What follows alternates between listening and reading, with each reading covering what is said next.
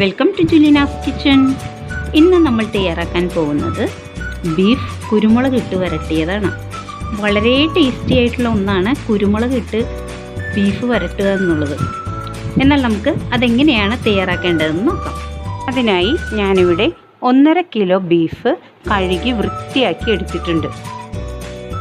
ഇനി ഒരു കുക്കറിലേക്ക് നമുക്ക് എടുത്തു വെച്ചിരിക്കുന്ന ബീഫ് ഇട്ട് കൊടുക്കാം. കുക്കറിലാട്ടോ നമ്മളിത് ശരിയാക്കുന്നത്.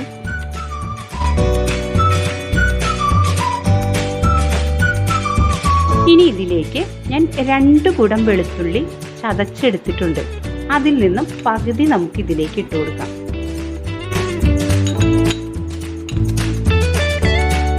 ഇനി ഇതിലേക്ക് ഒരു വലിയ കഷ്ണം ഇഞ്ചിയും ഞാൻ ചതച്ചെടുത്തിട്ടുണ്ട്. ഇതിൽ നിന്നും പകുതി നമുക്ക് ഇതിലേക്ക് ഇട്ട് കൊടുക്കാം.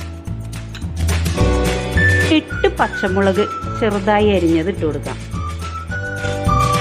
ഇനി നമുക്കിതിലേക്ക് 1 കപ്പ് ചെറിയ ഉള്ളി, അരിയൊന്നും വേണ്ട കേട്ടോ, ഇങ്ങനെ തന്നെ ഇട്ട് കൊടുത്താൽ മതി. ഇട്ട് കൊടുക്കാം. 2 ചെറിയ തക്കാളി അരിഞ്ഞത് ഇട്ട് കൊടുക്കാം. കുറച്ച് ഉപ്പിട്ട് കൊടുക്കാം. ഇനി ഒരു 1.5 ടേബിൾ സ്പൂൺ കുരുമുളക് പൊടി ഇട്ട് കൊടുക്കാം. 2 ടീസ്പൂൺ മുളക് പൊടി ഇടാം. മുളക് പൊടി കുറച്ച് മതി കേട്ടോ, നമ്മളിത് കുരുമുളക് ഇട്ടാണ് വരട്ടുന്നത്. അപ്പോൾ കുരുമുളകിൻ്റെയും പച്ചമുളകിൻ്റെയും ഒക്കെ ടേസ്റ്റാണ് മുന്നിൽ നിൽക്കേണ്ടത്. അപ്പോൾ 2 ടീസ്പൂൺ മുളക് പൊടി ഇട്ടാൽ മതി. 1/2 ടീസ്പൂൺ മഞ്ഞൾപ്പൊടി ഇട്ട് കൊടുക്കാം. ഇനി 1.5 ടേബിൾ സ്പൂൺ മല്ലിപ്പൊടി ഇട്ട് കൊടുക്കാം. ഇനി ഇതിലേക്ക് കുറച്ച് വെളിച്ചെണ്ണ കൂടി ഒഴിച്ചു കൊടുക്കാം. ഇതിലേക്ക് 1.5 ടീസ്പൂൺ ഗരം മസാല കൂടി ഇടണം കേട്ടോ. എന്നിട്ട് മിക്സ് ചെയ്ത് വയ്ക്കാം.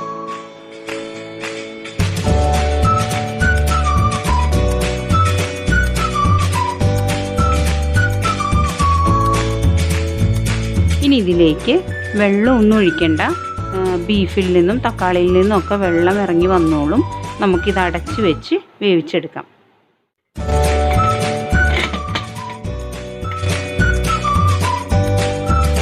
ഇപ്പോൾ ഞാൻ ഫ്ലെയിം ഓൺ ചെയ്തു.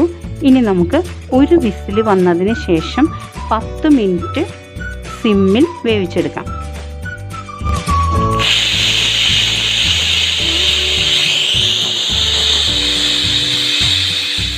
ഇപ്പോൾ ഒരു വിസിൽ വന്നു കഴിഞ്ഞു. ഇനി നമുക്ക് ഫ്ലെയിം ഒന്ന് ചുരുക്കി വയ്ക്കാം. സിമ്മിലേക്ക് ആക്കിയിട്ട് 10 മിനിറ്റ് കൂടെ വേവിക്കാം. നമ്മൾ 10 മിനിറ്റ് കൂടെ സിമ്മിൽ വെച്ചു. അതിൻ്റെ പ്രഷറൊക്കെ പോയി. ഇനി നമുക്കിത് തുറക്കാം. കണ്ടോ, നമ്മൾ ഒട്ടും വെള്ളം വെച്ചിട്ടുണ്ടായിരുന്നില്ല. എന്നാലും കണ്ടോ, ഇതിനകത്ത് വെള്ളം വന്നിട്ടുണ്ട്. ഇനി നമുക്ക് ചൂടായി ഈ പാനിലേക്ക് ഒരു 4 ടേബിൾ സ്പൂൺ വെളിച്ചെണ്ണ ഒഴിച്ചു കൊടുക്കാം. ഇതിലേക്ക് നമുക്ക് 2 സവാള അരിഞ്ഞത് ഇട്ട് കൊടുക്കാം.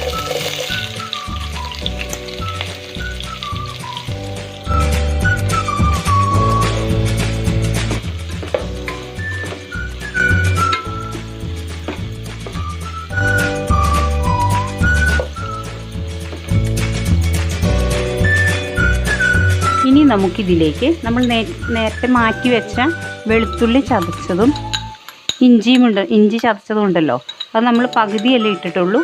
അത് രണ്ടും നമുക്കിതിലേക്ക് ഇട്ട് കൊടുക്കാം.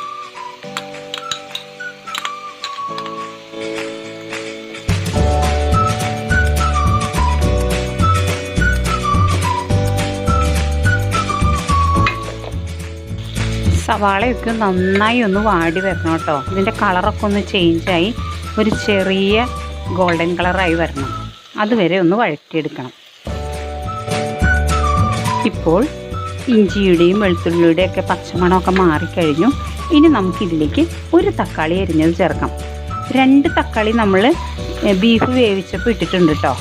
ഇനി ഇതിലേക്ക് ഒരു തക്കാളി കൂടെ ഒന്നിട്ട് ഒന്ന് വഴറ്റിയെടുക്കാം ശരിക്കും.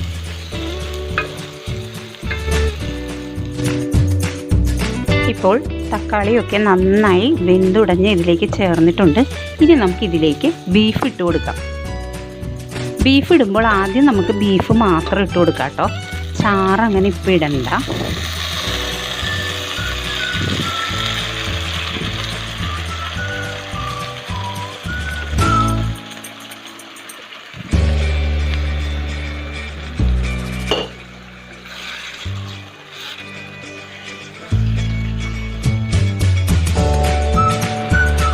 ഇപ്പോൾ നമ്മൾ ഒരു 5 മിനിറ്റോളം ഇതിങ്ങനെ വഴറ്റി കൊടുത്തു കേട്ടോ.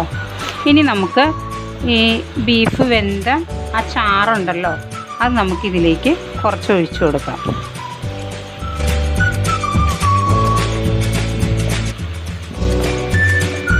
എന്നിട്ട് നമുക്ക് നന്നായി ഇളക്കി ഒന്ന് മിക്സ് ചെയ്ത് വീണ്ടും ഒരു 5 മിനിറ്റ് കൂടെ വേവിക്കാം.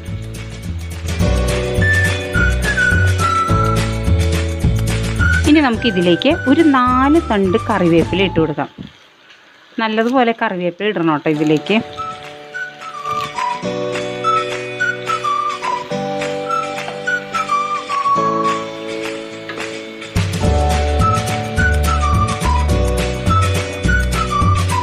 ഇപ്പോൾ 5 മിനിറ്റോളം നമ്മൾ ഒന്നും കൂടെ വേവിച്ചെടുത്ത് കഴിഞ്ഞു. ഇനി നമുക്കിതിലേക്ക് 1 ടേബിൾ സ്പൂൺ കുരുമുളക് പൊടി ആഡ് ചെയ്യാം. ഇതുപോലെ ഇങ്ങനെ കുറച്ച് തരിതരിപ്പായിട്ട് പൊടിച്ചെടുത്തത് വേണം കേട്ടോ. തീരെ പൊടിയാവരുത്, ഇല്ലെങ്കിൽ ചതച്ചിട്ടാലും മതി. അപ്പോൾ നമ്മൾ കുരുമുളക് ഇട്ടാണല്ലോ ഇത് വരട്ടുന്നത്. അപ്പോൾ ഇതിലേക്ക് കുരുമുളക് പൊടിയുടെ സ്മെല്ലും അതിൻ്റെ ടേസ്റ്റുമാണ് നമുക്ക് മുന്നിൽ നിൽക്കേണ്ടത്. ഇതിട്ട് നമുക്കൊന്ന് നന്നായി മിക്സ് ചെയ്ത് കൊടുക്കാം. കൂടുതൽ ഡ്രൈ ആക്കി എടുക്കണ്ട കേട്ടോ.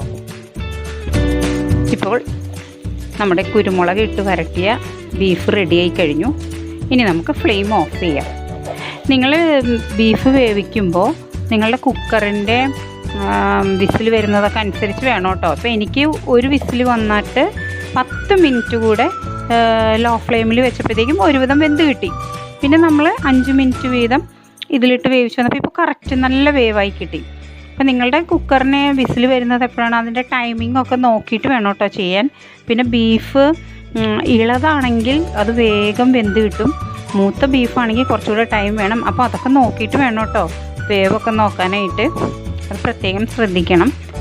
ഇനി നമുക്കിത് ഒരു സെർവിങ് ഡിഷിലേക്ക് മാറ്റാം. അതിനു മുമ്പ് കുറച്ച് കറിവേപ്പില കൂടെ നമുക്കിതിലേക്ക് ഇട്ട് കൊടുക്കാം കേട്ടോ. അപ്പോൾ അത് നല്ല ഫ്ലേവർ കിട്ടും. എന്നിട്ടൊന്ന് വെറുതെ ഒന്ന് ഇളക്കി കൊടുക്കാം. അങ്ങനെ പെപ്പർ ബീഫ് റെഡി ആയിട്ടോ. ഇനി നമുക്കൊരു സെർവിങ് ഡിഷിലേക്ക് മാറ്റാം.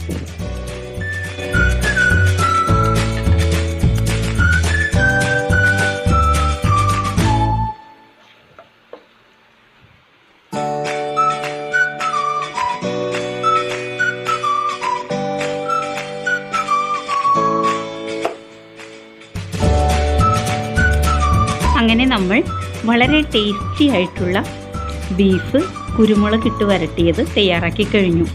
നിങ്ങൾക്കെല്ലാവർക്കും ഇത് ഇഷ്ടമായിട്ടുണ്ടാകുമെന്ന് വിചാരിക്കുന്നു. നിങ്ങൾ ആദ്യമായാണ് ജുലീനാസ് കിച്ചൻ കാണുന്നതെങ്കിൽ ജുലീനാസ് കിച്ചൻ സബ്സ്ക്രൈബ് ചെയ്യാനും ലൈക്ക് ചെയ്യാനും ഷെയർ ചെയ്യാനും മറക്കരുതേ. പിന്നെ ബെല്ലൈക്കൺ ക്ലിക്ക് ചെയ്യാൻ ഒട്ടും മറക്കരുതേ. എന്നാലേ ഞാനിടുന്ന നോട്ടിഫിക്കേഷൻസൊക്കെ അപ്പോൾ നിങ്ങൾക്ക് കിട്ടുള്ളൂ. അപ്പോൾ നമുക്ക് മറ്റൊരു റെസിപ്പിയുമായി വീണ്ടും കാണാം. Thank you.